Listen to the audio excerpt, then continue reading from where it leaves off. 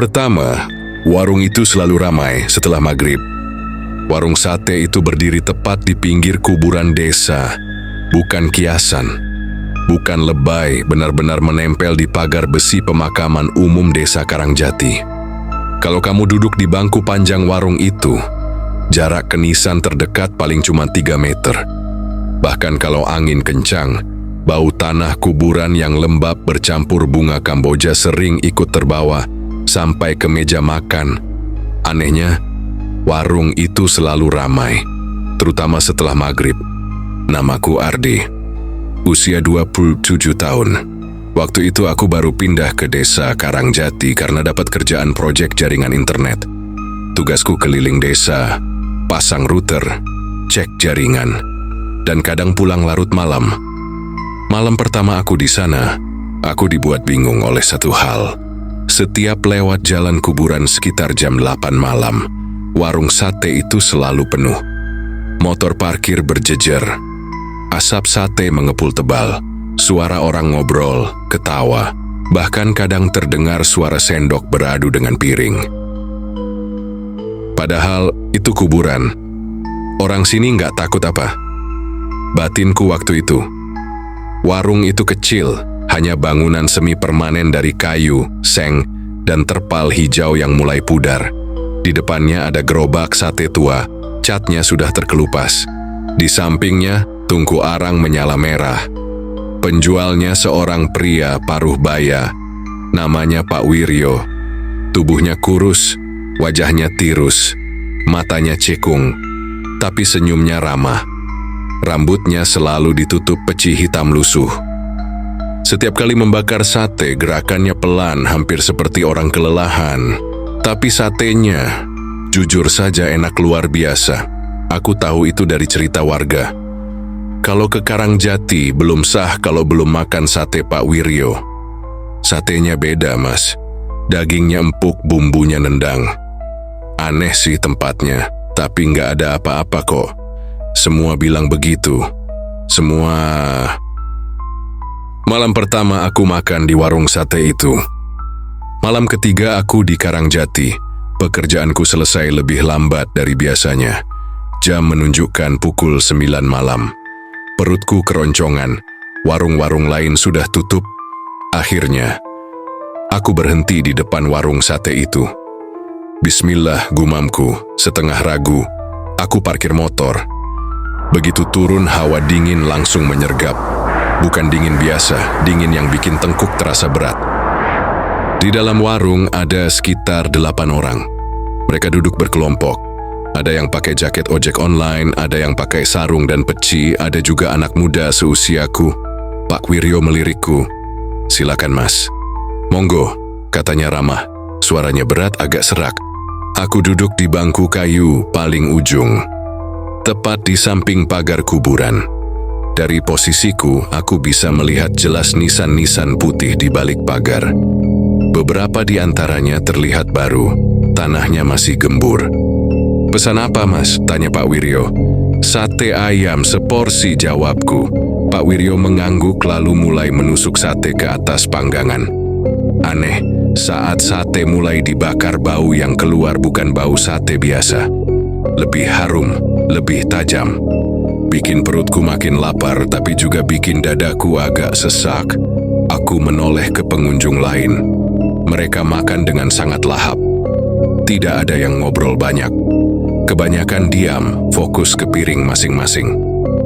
Kupikir mungkin mereka capek seharian. Beberapa menit kemudian pesananku datang. Sate ayam, lontong, sambal kacang. Aku suap satu tusuk, dan aku mengerti kenapa warung ini terkenal. Dagingnya empuk, bumbunya meresap sampai ke dalam. Ada rasa gurih yang aneh, bukan gurih MSG, tapi seperti dalam. Tanpa sadar, aku menghabiskan seporsi itu dengan cepat. Tambah, Mas? Tanya Pak Wiryo. Aku hampir mengangguk, tapi tiba-tiba aku merinding. Bukan karena dingin, tapi karena semua pengunjung menoleh ke arahku bersamaan. Tatapan mereka kosong, tidak marah, tidak senyum, kosong. Detik itu juga aku langsung menggeleng. Enggak, Pak, sudah kenyang. Pak Wiryo tersenyum tipis. "Baik, hati-hati pulangnya." Saat aku berdiri, aku sadar satu hal yang bikin langkahku terhenti. Tidak ada satupun dari mereka yang berkedip sejak aku masuk.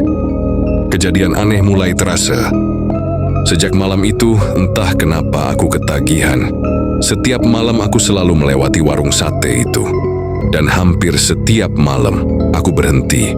Padahal sebelumnya aku jarang makan malam. Bukan cuma soal rasa, ada sesuatu yang bikin aku ingin kembali. Setiap kali makan di sana, kepalaku terasa ringan. Tidurku nyenyak.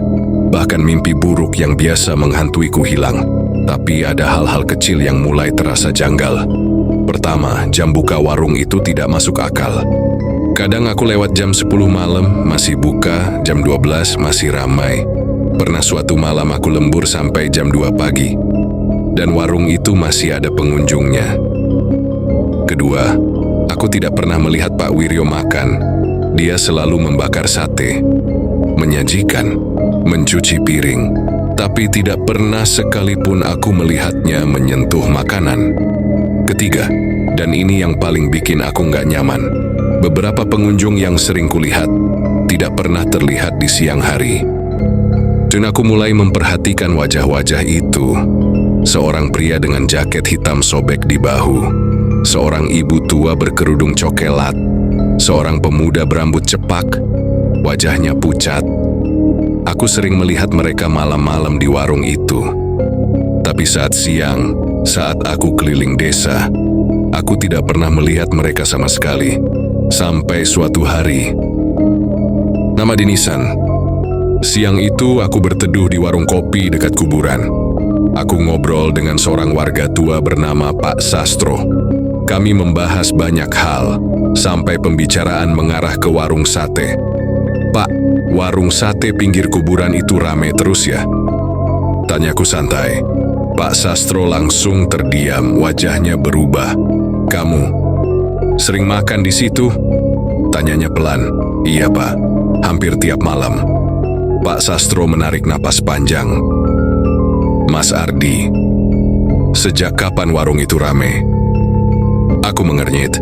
"Loh, bukannya dari dulu." Pak Sastro menggeleng. "Warung itu dulu sepi, bahkan hampir bangkrut." Aku kaget. "Terus kenapa sekarang rame?" Pak Sastro menatap kuburan di seberang jalan. "Sejak 3 tahun lalu."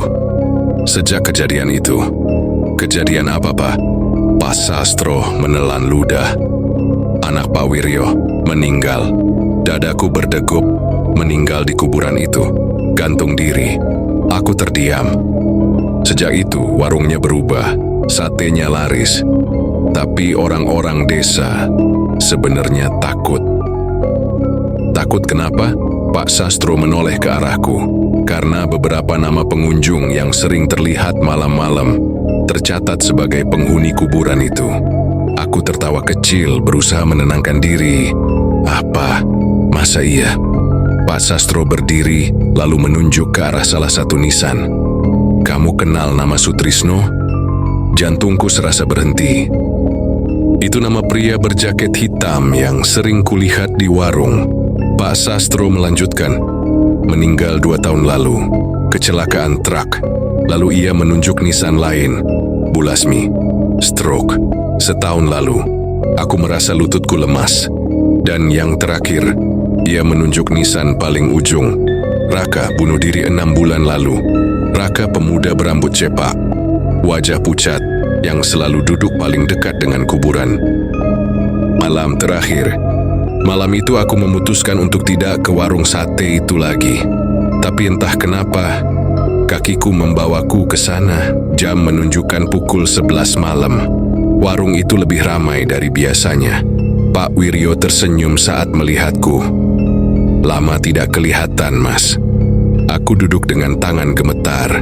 Saat aku menoleh ke sekitar, aku menyadari satu hal yang membuat dadaku sesak. Semua pengunjung yang duduk di sana adalah wajah-wajah yang sudah kulihat di nisan. Tidak ada satupun wajah baru. Dan saat itu, aku melihat sesuatu yang membuatku hampir berteriak. Di balik asap sate, aku melihat bayangan seorang pemuda berdiri di dalam kuburan.